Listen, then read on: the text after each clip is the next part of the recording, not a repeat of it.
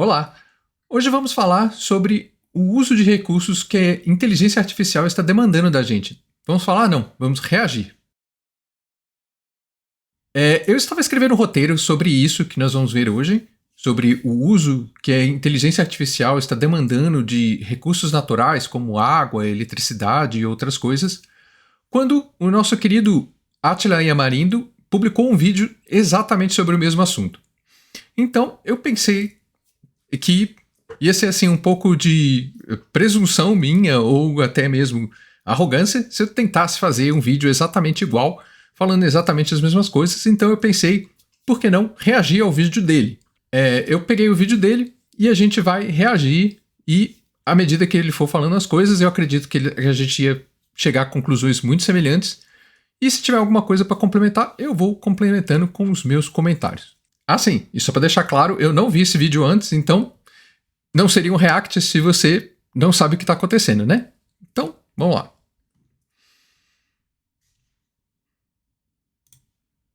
A conta de energia e a conta de água de uma parte considerável do mundo, incluindo a nossa provavelmente, estão prestes a subir, entre outras coisas, pela construção de data centers ao redor do mundo. Claude, Perplexity, Gemini, ChatGPT, independente do grande modelo de linguagem, duas coisas são certas nos últimos tempos. O custo deles não está mais diminuindo e qualquer tarefa usa muita energia e água. É hora de dar uma olhada no custo oculto desse boom de inteligência artificial que a gente está vendo para entender o que a inteligência artificial, ou o que se vende como ela, já consome do mundo e quais escolhas causam esse impacto. E antes de sair falando como a energia do mundo está sendo direcionada, eu tenho uma dica para você direcionar a sua privacidade e a segurança dos seus dados. Se você quer navegar com proteção dos seus dados auditada, com privacidade e sem registro da sua atividade, esse vídeo aqui tem o apoio da Surfshark. Pois é, galera, vamos pular o ad, né? Se você conhece o VPN, você assine o VPN, usa o código de desconto do Átila, mas não, né? Lá. 4 meses grátis para você ter aí a VPN do Átila. 4 meses grátis de assinatura e 30 dias com devolução do seu dinheiro para poder a pressão de culpar o usuário ou falar de volta aos impactos. A ideia aqui não é ir na direção de culpar o usuário ou falar que você e o uso que você faz de IA ou qualquer tecnologia é o que está acabando com o mundo. A gente tem uma série de vídeos aqui no canal sobre mudanças climáticas, sobre o uso de recursos, incluindo o uso de água, a escassez dela, onde a gente discute o que realmente provoca o que nós estamos passando. Já vamos fazer uma pequena intervenção aqui, que é muito comum a gente ver o pessoal na internet falando sobre que a culpa é basicamente das pessoas. Quando a gente sabe que realmente quem gasta a maior quantidade de água e recursos naturais são as grandes empresas, grandes latifúndios e etc. Então, sim, é legal poupar eletricidade, é legal poupar água, é legal consertar os vazamentos da sua casa que você tenha de canos de água. É legal não tomar banho demorado, porque você gasta eletricidade e água ao mesmo tempo. Só que isso é uma coisa interessante, é o que você pode fazer, mas o culpado realmente desse tipo de coisa são as grandes empresas e os grandes latifúndios. Então, nada de se sentir culpado porque você acabou usando um pouquinho mais de água ou esqueceu uma luz acesa algum dia qualquer. O ponto é mais pensar um pouco mais e mais profundamente sobre o impacto absurdo que novas tecnologias têm cada vez mais e no preço que uma hora ou outra a gente vai ter que pagar, e eu falo em pagar literalmente, porque enquanto a gente está na fase de lua de mel do uso de grandes modelos de linguagem, como o Claude e o ChatGPT, onde todo mundo oferece esse tipo de serviço por muito menos do que ele custa de verdade, enquanto gastam bilhões de dólares de investidores para cobrir os gastos, na esperança de que quando não tiverem mais concorrência, possam cobrar o preço real. Essa estratégia... Isso aí eu falei num vídeo anterior sobre uma das minhas previsões sobre a inteligência artificial, é que o serviço vai ficar muito mais caro. E, basicamente, é isso que o Átila falou. Os serviços custam um absurdo de caro, mas eles agora não são tão relevantes a ponto de serem a ponto das pessoas quererem pagar pelo valor dele. Então, como ele chamou aí, essa fase de lua de mel, é o que a gente está experienciando agora. ChatGPT, Gemini, todos os outros modelos, eles estão tentando fazer com que as pessoas se acostumem cada vez mais a utilizar essas ferramentas e criem uma dependência dessas ferramentas. Aí depois, com essa dependência, eles vão poder cobrar o que eles quiserem sobre os serviços que eles estão oferecendo. Vamos ver. Estratégia de levar prejuízo até poder lucrar muito mais não é algo novo entre as Big Tech, mas o nível do prejuízo que os grandes modelos de linguagem estão dando é algo surreal e inédito. A Amazon ilustra bem como essa fé no investimento para cobrir gastos no começo pode render um bom lucro com dominação de mercado.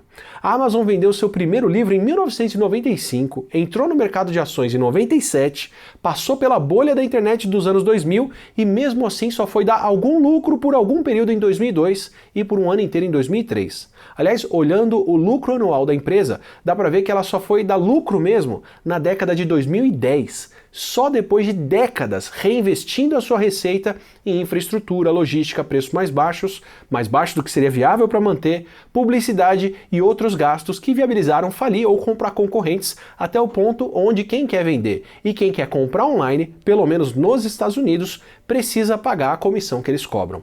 O que é uma estratégia que eu detalho mais no vídeo sobre por que a Amazon vale tanto. Um pontinho aqui sobre a Amazon, é muito interessante que eles operaram no prejuízo durante muito tempo, justamente para poder acabar realmente com qualquer concorrência. Então, a estratégia deles é perder dinheiro mesmo, dando muita coisa de graça, até não ter nenhuma concorrência. E aí a gente viu que vários comércios eletrônicos simplesmente faliram porque não tinham como competir com a Amazon, que conseguia suportar esses custos todos de entrega, de baixar o preço, de levar esse prejuízo por tanto tempo. E aí, sem concorrência, você pode cobrar o que você quiser. A Amazon ainda não chegou nesse nível de não ter concorrência nenhuma, mas ela está muito próxima disso. E, é claro, para a gente, consumidor, pode parecer muito interessante no primeiro momento que a gente não paga entrega, que tem esses valores mais baixos, que a entrega é super rápida. Mas se a Amazon conseguir chegar nesse estágio de não ter concorrência, aí acabou pra gente. A gente vai ter que pagar um frete caríssimo. Eles vão poder demorar porque não vai ter outras pessoas para entregar, não vai ter outras opções pra gente. Então, nada de bom nisso pode surgir. Então, é uma pena. E daí em diante, ela deu sim muito lucro.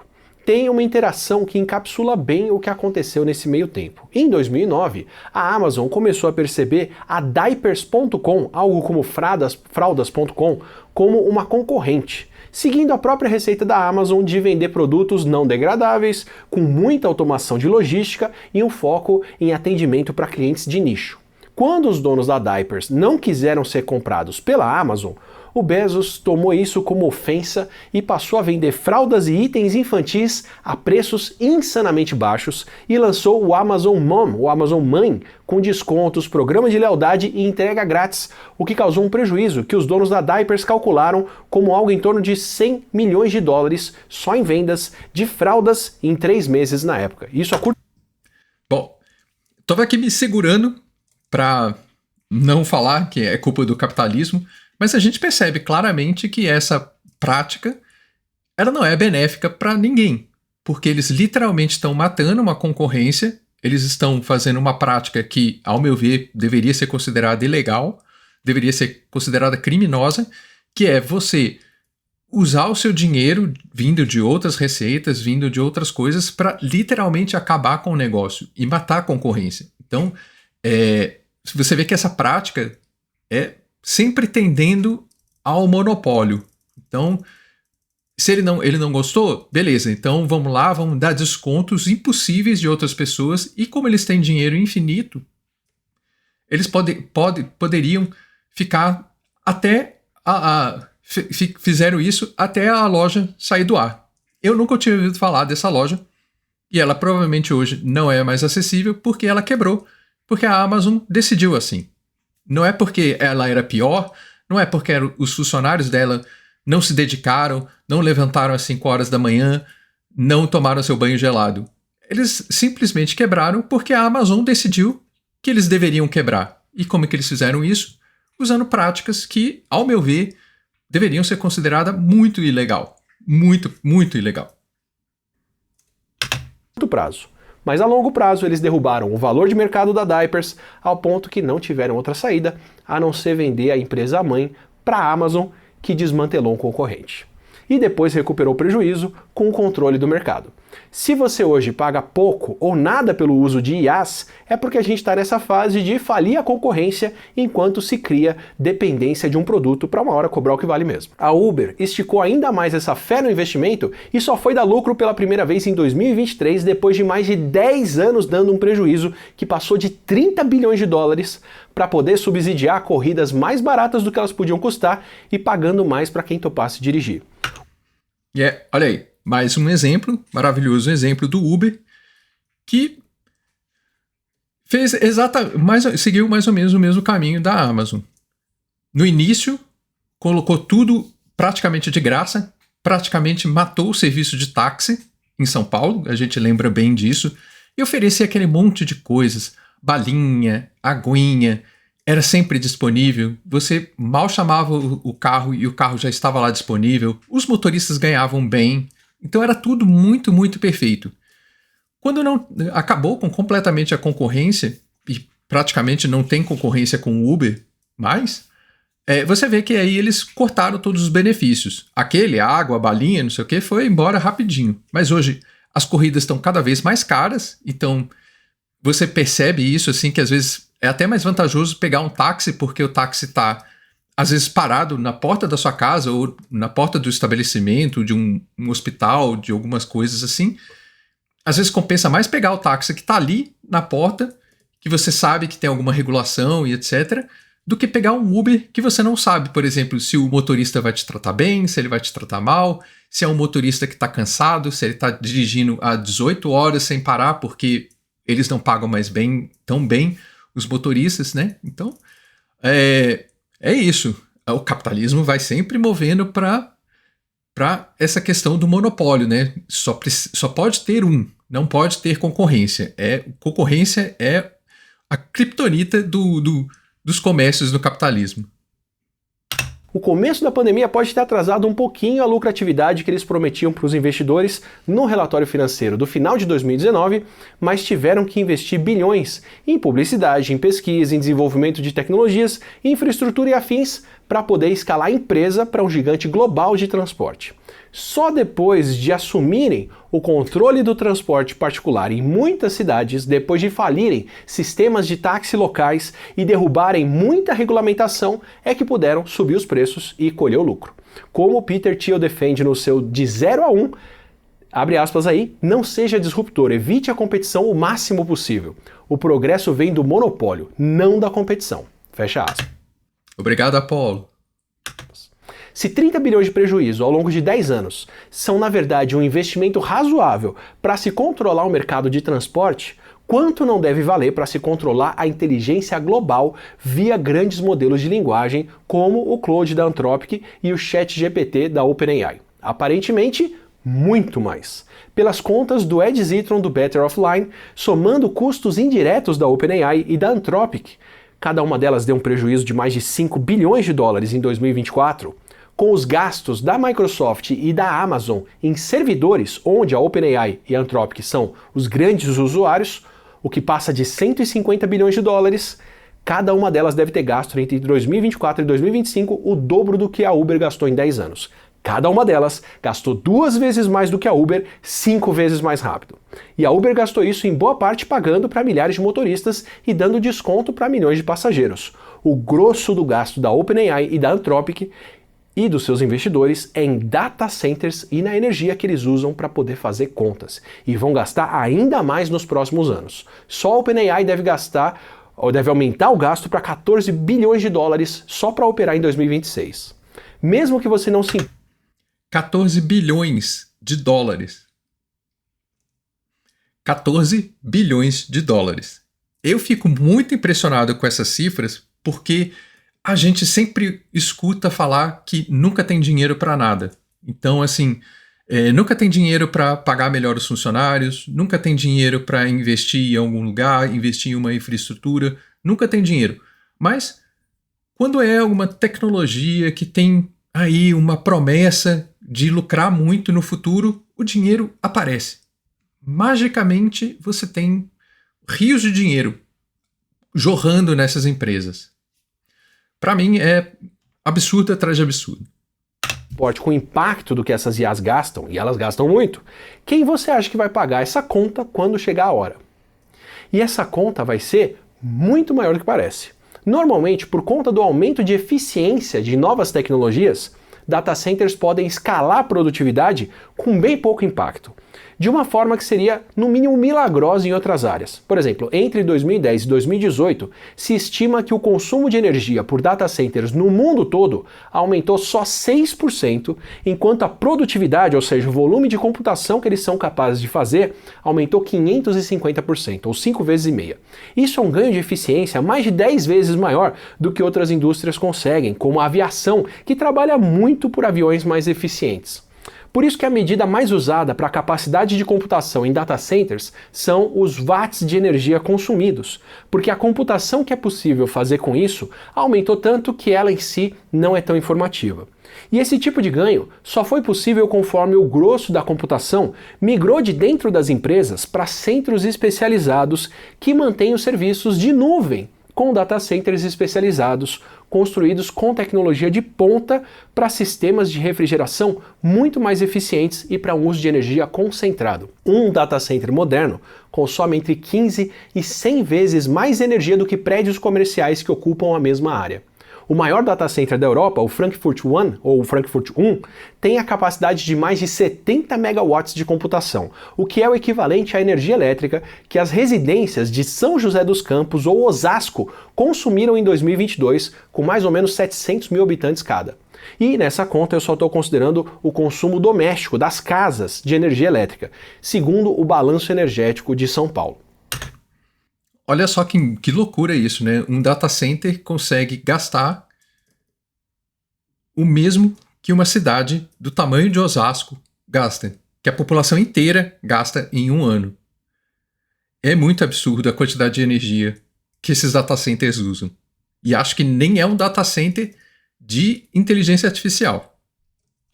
Mas a gente não está mais em tempos de crescimento normal. A gente está em tempos das Big Tech competindo para ver quem consegue aumentar ao máximo a sua capacidade de computação pelos motivos que eu já dei no vídeo do Sam Altman e da OpenAI. E já estão investindo direto no tipo de data center especializado com processadores gráficos da NVIDIA, que é o tipo de processador que consome muita energia e precisa de resfriamento muito eficiente, como o resfriamento por evaporação ou resfriamento evaporativo, que faz o equivalente ao nosso suor. Ele circula a água entre os processadores, essa água esquenta e quando uma parte dela evapora, leva esse calor embora. O que funciona particularmente bem em regiões secas com baixa umidade do ar, onde mais água pode ser evaporada. E a gente está em tempos também de assistentes de inteligência artificial sendo empurrados em cada oportunidade possível e impossível para dar uma assistência que não foi requisitada pelos usuários para usos que ainda não se sabe quais são, com um custo computacional extra que não faz sentido lógico, não vem de uma demanda de usuários e eu só vejo paralelos com ele no Bitcoin. Bom, esse aqui é um dos pontos que eu acho que é onde a inteligência artificial é mais danosa e ainda gera muitas incertezas, porque ninguém sabe ainda direito o que ela vai fazer para a gente. Então, ela é muito interessante, ela produz um monte de meme, ela até ajuda algumas pessoas, só que ela ainda não gerou essa demanda de ser insubstituível, de ser assim, extremamente necessária. Por exemplo, as pessoas estão conseguindo ficar cada vez mais acostumadas e a usar cada vez mais inteligência artificial, porém, não é nada que você não consiga viver sem ela. Então, assim, por enquanto, acho que esse é o grande ponto de dúvida. Porque se hoje, as inteligências artificiais sumirem do mercado, a gente vai perder algumas coisinhas. Acho que muita gente vai sentir falta dessa geração de imagens, tipo do Estúdios Ghibli, por exemplo. e de gerar memes e tal, fazer alguns resumos na internet, mas ninguém vai perder nada efetivamente falando. Ninguém vai ficar privado de algum serviço. Não é, por exemplo, se você o WhatsApp, por exemplo, parar de funcionar. Se o WhatsApp parar de funcionar, muita gente vai perder o seu negócio completamente. Mas, por enquanto, as inteligências artificiais não chegaram nesse estágio de serem indispensáveis. Eu acho que a palavra certa é essa.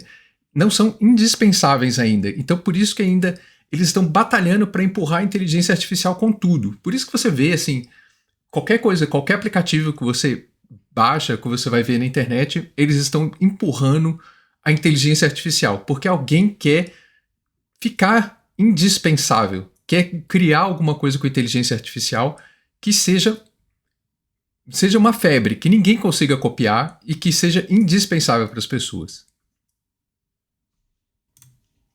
Primeiro porque um grande modelo de linguagem, um chatbot como o ChatGPT ou o Claude, não é uma ferramenta de busca de informação. Ele não funciona como o Google faz normalmente, checando quais páginas indexadas têm um conteúdo que atende melhor o que você escreveu no campo de busca, o que é o tipo de demanda constante e que se tornou muito eficiente e ganhou produtividade com a concentração de data centers até 2018, 2019. Eles também não raciocinam para trazer novos ganhos. Grandes modelos de linguagem são geradores de texto. Eles processam um texto de entrada e produzem outro em resposta. E não sou eu falando isso. Você encontra a explicação de como eles funcionam, inclusive isso, na página de ajuda da OpenAI sobre como funciona a computação por trás do ChatGPT. A cada pergunta, cada prompt, o ChatGPT não busca informação e apresenta. Ele gera uma resposta plausível. Quando você escreve um prompt, o texto que você escreveu é quebrado em blocos que são usados para os cálculos do modelo que a gente chama de tokens, que podem ter de uma letra a uma palavra inteira. E outras línguas que não inglês, como a nossa, podem usar mais blocos para a computação. Por exemplo, a frase "quantos tokens tem essa frase?" tem 30 caracteres que ocupam 7 tokens. Quando esses tokens são processados pelo modelo, ele gasta mais tokens. E quando ele gera uma resposta, gasta ainda mais. Quanto mais longa a pergunta ou quanto mais longa a resposta, mais tokens são gastos, mais cálculos são feitos e mais computação é usada. Gerar imagens ou vídeos custa muito mais computação. Por natureza, esse é um processo muito mais intensivo computacionalmente do que demandas anteriores como fazer uma busca. E mesmo sendo um processo menos eficiente, esse é um sistema mais custoso que está sendo empurrado no lugar da busca sem a gente saber o custo real para poder ganhar novos usuários e depois cobrar a longo prazo, como a Amazon tentando falir a Diapers.com. E alguém pode argumentar que assim como os data centers ficaram mais eficientes, modelos de linguagem mais novos e arquiteturas de computação mais modernas gastam menos energia para fazer contas e ficam mais eficientes. O que em teoria quer dizer que os tokens estão ficando cada vez mais baratos e uma consulta ao ChatGPT consome cada vez menos energia. Nas palavras do CEO do Google, mostrando uma queda de 95% do custo por token do Gemini entre 2023 e 2024, abre aspas, vocês terão inteligência como o ar, barata demais para medir o preço. Fecha aspas. É nessa tendência que quem vende serviços como a OpenAI aposta quando oferece planos que são muito mais baratos do que custam de verdade. Se eu cobro hoje 10 vezes menos do que o serviço custa, mas ele fica 10 vezes mais barato por ano, em 2 anos eu vou estar lucrando 90% do que cobro. Se hoje eu cobro R$10 por uma coisa que custa 100, em um ano vai custar 10 e em 2 anos R$1, e daí em diante R$9 ou mais são o meu lucro. Só que não é assim que o custo está escalando. Tokens estão ficando mais baratos, mas a quantidade de tokens, a computação usada pelos modelos de linguagem mais novos, está crescendo muito mais do que o custo tem caído. Nessa competição por modelos que parecem cada vez mais capazes, o gasto para gerar uma resposta com mais etapas é muito maior. Modelos mais novos e mais complexos precisam de muito mais computação ou muito mais tokens para serem construídos e podem consumir muito mais energia depois. O ChatGPT 5 precisa processar o seu prompt por mais etapas do que os modelos anteriores. Primeiro, para poder escolher qual dos modelos anteriores de linguagem ele vai usar, o que não acontecia antes. E depois, se for uma resposta mais complexa, porque ele tem etapas que eles chamam de reasoning, que tem bem mais computação envolvida. E se é um modelo que aceita prompts maiores, perguntas maiores, e gera respostas mais elaboradas, ele gasta mais computação em progressão exponencial, Um prompt 10 vezes maior precisa de 100 vezes mais tokens. Além de precisar de mais memória, mais armazenamento e por aí vai. Se a inteligência artificial vai ficar barata como o ar, por que o Google e a Microsoft precisaram de aumento compulsório no preço dos planos com assistentes de IA compulsórios dentro deles? Por que a OpenAI está cogitando cobrar $20 mil pela assinatura de um plano com modelos mais complexos? Ou, como eles disseram... Olha aí, que interessante que é. Você percebe que o discurso é todo voltado para... Não, gente, confia. Coloca tudo aí. Vamos confiar. Coloca todos a sua rotina de trabalho dentro do ChatGPT. Torne essa ferramenta indispensável para você. E aí, eles vão vir aqui com essa pequena bagatela de $20 mil por mês. Não é por ano, não é pela vida toda, não é um pagamento único. É $20 mil por mês por um agente de IA com doutorado. Sabe-se lá o que isso quer dizer.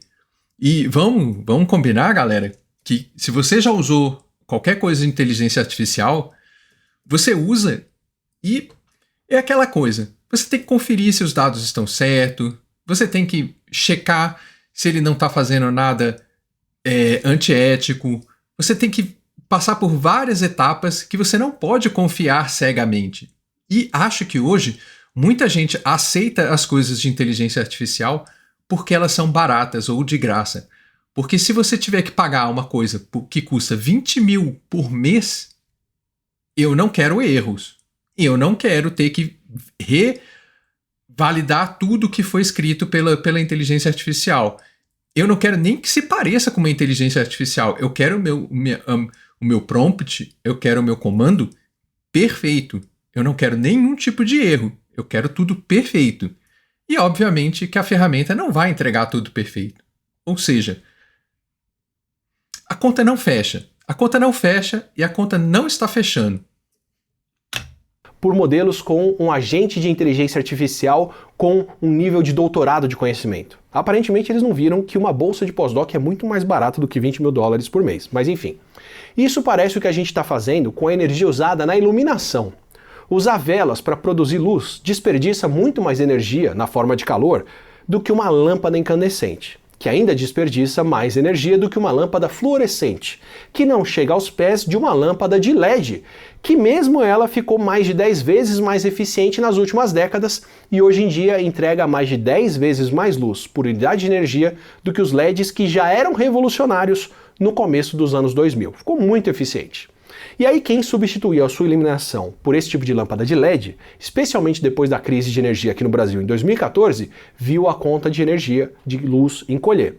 Ou quase, porque ao mesmo tempo se viu que, se cada lâmpada nova economiza e dura mais, agora dá para colocar muito mais iluminação pelo que se pagava antes. Especialmente no comércio, onde mais claridade significa mais gente circulando até mais tarde e consumindo mais, o consumo total de energia elétrica pode se manter ou até subir com a substituição. Do mesmo jeito, se o custo por token cai, o que as empresas de inteligência artificial competindo estão fazendo é gastar mais tokens por operação.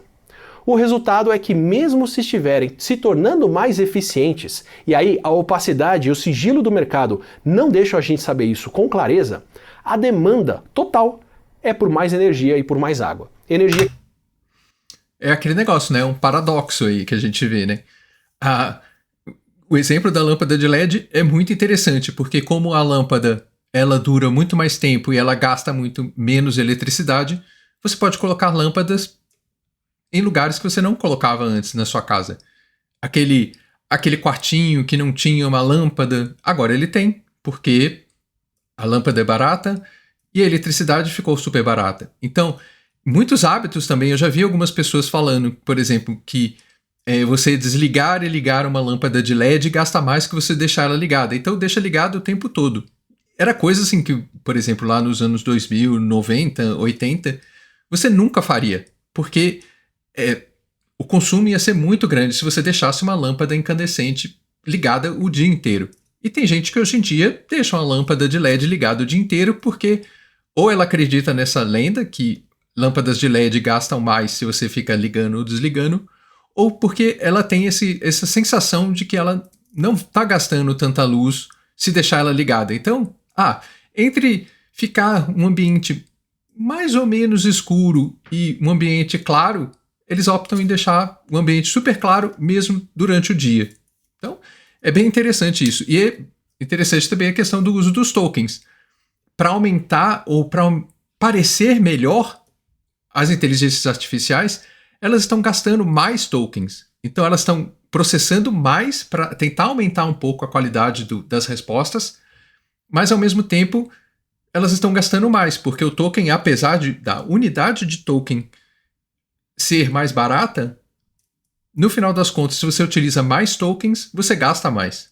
Bem interessante isso. Que geralmente vem da rede que já está instalada, e água que precisa ser potável para não acumular sujeira no sistema, e aí o mais direto na maioria dos casos é plugar o data center direto na rede de abastecimento de água da região e competir com quem mora lá pelo mesmo recurso limitado. Onde dá para saber desse gasto, onde tem alguma transparência do custo envolvido, fica muito clara essa demanda. Em uma disputa legal com uma cidade nos Estados Unidos, o Google foi a primeira empresa do país a abrir o seu gasto de água. E o que os moradores dessa região descobriram é que os data centers dela, do Google, consumiam mais de 1/4 da água potável da cidade. O Google também publica relatórios com seu impacto ambiental e nesses relatórios ele deixa claro que vai ser cada vez mais difícil de atingir neutralidade de emissões de gases de efeito estufa até 2030 por conta da energia que IaaS como Gemini demandam, o que reverte a tendência de queda de 2019 a 2023 porque aumentaram a emissão de gases de efeito estufa em 50%.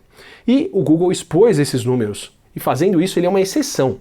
As poucas estimativas que a gente tem do custo por token ou por prompt de IaaS são indiretas e sujeitas a muita mudança. Na maioria dos casos, a melhor noção de demanda vem do impacto econômico deles mesmos. Como eu falei no vídeo sobre energia nuclear, os Estados Unidos optaram por não investir nas tecnologias que são mais escaláveis e com custo em queda para produzir energia elétrica, que são a solar e a eólica. E aí as ações das empresas de serviço de água e de energia elétrica que já existem no país estão subindo de uma forma sem precedentes, já que pelo visto não vão ter concorrência e vão poder cobrar muito mais pela demanda crescente. E o resultado até aqui é que a energia elétrica lá já é uma das despesas domésticas com o maior aumento de preço para os americanos, num país que nem começou ainda a ver o custo das tarifas subindo o preço do resto. São 5% de aumento da conta de luz para o comércio e 7% para residências só no último ano, em média. Em alguns lugares as casas estão vendo um aumento de mais de 25%. E até para quem está longe de data centers o preço pode chegar. Como aqui no Brasil, com os Estados Unidos disputando a energia excedente de Itaipu que o Paraguai nos vende abaixo do custo de mercado. Se a conta subir lá no Paraguai por mais demanda, também pode subir por aqui. Isso sem contar regiões lá e em outros países que já estão vendo a água faltar por causa do resfriamento evaporativo, que funciona melhor em regiões mais secas, que é justamente onde a água já é mais escassa. E a gente mal começou a ver a demanda dos primeiros centros de hiperescala sendo construídos, que são data centers que devem consumir mais de 1.000 megawatts ou 1 gigawatt, ou mais de 15 vezes mais do que o maior data center da Europa.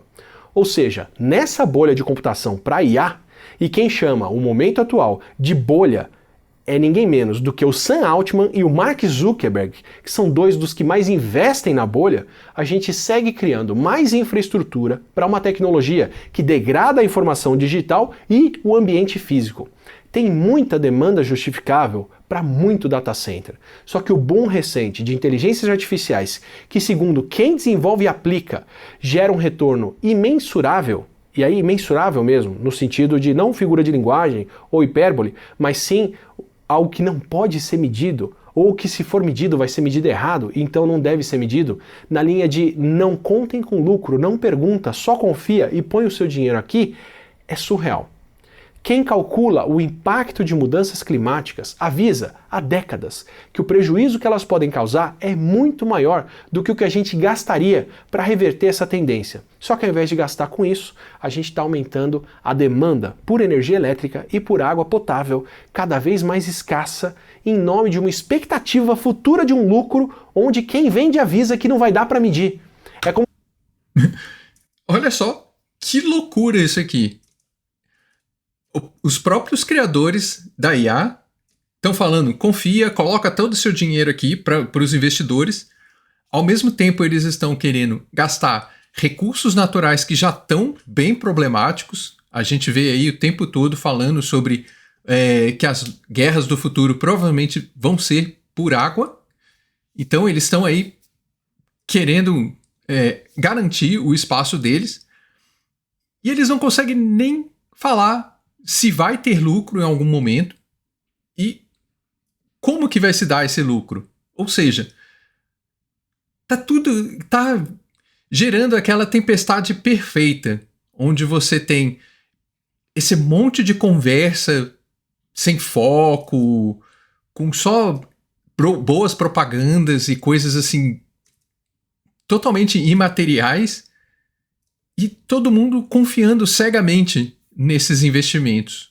É aquela coisa. É muito interessante a gente acompanhar esse momento, porque por ser uma bolha, e isso se todos os especialistas já estão falando que é uma bolha, Sam Altman, Mark Zuckerberg e provavelmente muitos outros analistas, o fato que não dá para escapar das bolhas é que elas explodem um dia. E aí quando elas explodem, um Deus nos acuda.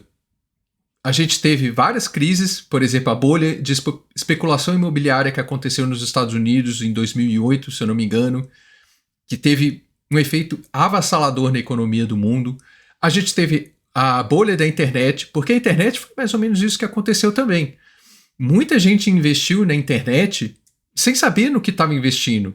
E sem saber, não tinha nenhum plano.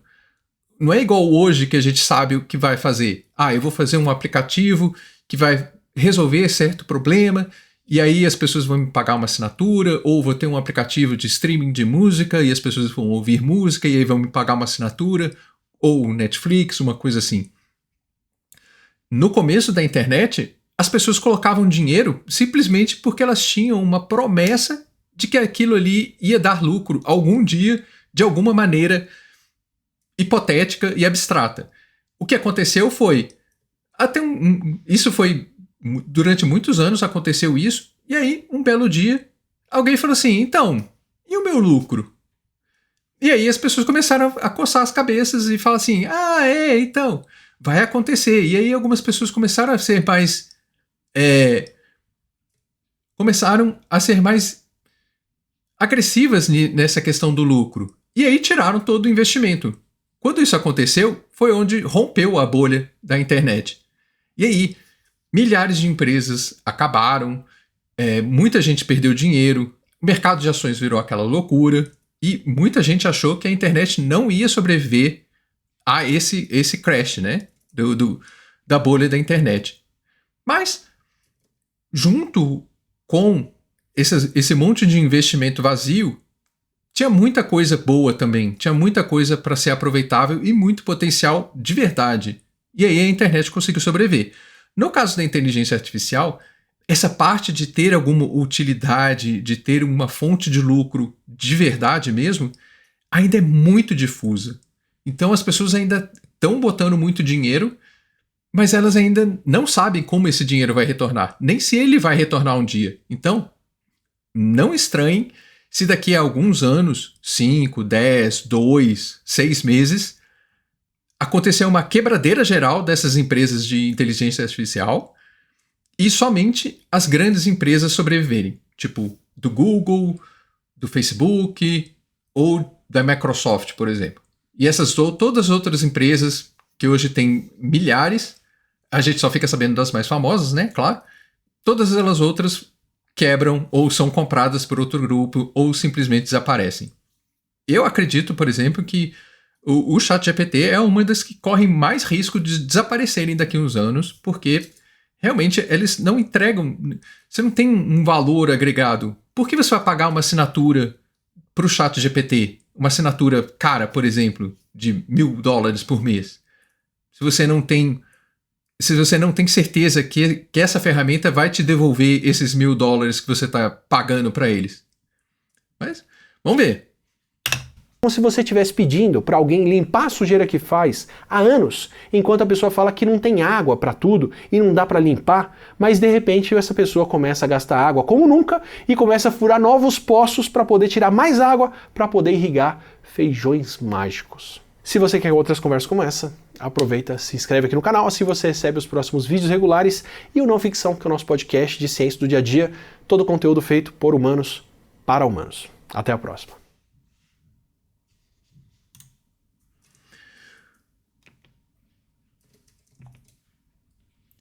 Muito legal. Esse foi o vídeo do Atlan.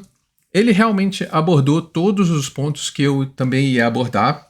E um exemplo que eu achei que ele ia usar, por isso que eu não falei, e eu acho interessante, é o exemplo, por exemplo, das fábricas da Nestlé e da Coca-Cola aqui no Brasil. Porque tem diversas notícias que aonde essas fábricas se instalam pelo mundo, tanto da Nestlé quanto da Coca-Cola, a água simplesmente desaparece da cidade. Então, é uma coisa que vem causando muito problema, porque essas empresas, elas alegam que elas estão gerando emprego, movimentando a economia, que elas estão fazendo um bem para a cidade, então muitas vezes elas são instaladas com redução de impostos, com incentivos fiscais, às vezes a prefeitura até dá o terreno para a fábrica ser instalada, com essa promessa, né, de investimentos e mais empregos e outras coisas, e o que acontece é essas fábricas simplesmente acabam com a água da cidade, da região. Às vezes não só da cidade, da região inteira que elas estão instaladas. E aí, quando começa a colocar na ponta do lápis o dinheiro que essas empresas trouxeram para a cidade, para a região, e o custo de você ter que encontrar novas fontes de água, de você ter que